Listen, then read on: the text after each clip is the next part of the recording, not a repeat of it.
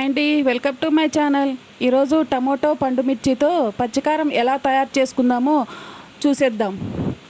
వీడియోలో చూపించినట్టుగా వీటిని అన్నిటినీ చిన్న చిన్న ముక్కలుగా కట్ చేసి పెట్టుకోండి. ఈ కారానికి తగ్గట్టుగా వెల్లుల్లి, జీలకర్ర, కొబ్బరి, కొంచెం సాల్ట్ కూడా తీసుకోండి. వీటన్నిటినీ ఒక మిక్సీ జార్లోకి వేయండి. వీటన్నిటినీ కలిపి ఒకసారి మిక్సీ పట్టుకుందాం. ఇలా బరకగా మిక్సీ పట్టండి. వీటిలోకి పండు మిర్చి కూడా యాడ్ చేసి మరొకసారి మిక్సీ పడదాం.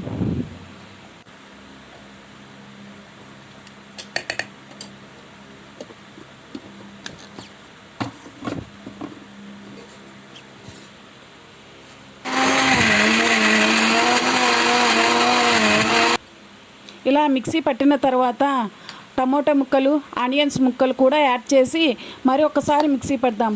వీటన్నిటినీ ఒకేసారి కాకుండా మధ్య మధ్యలో నిలుపుకుంటూ మిక్సీ పట్టడం వల్ల బరకగా అనేది వస్తుంది.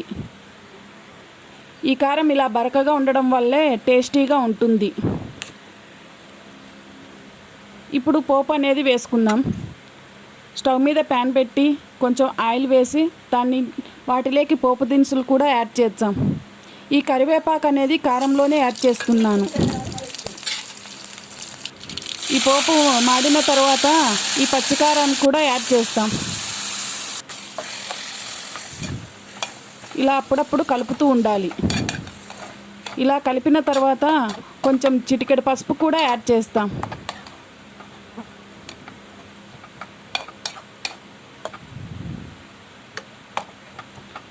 ఇలా ఒకసారి పసుపు వేసిన తర్వాత కూడా కలుపుకోవాలి.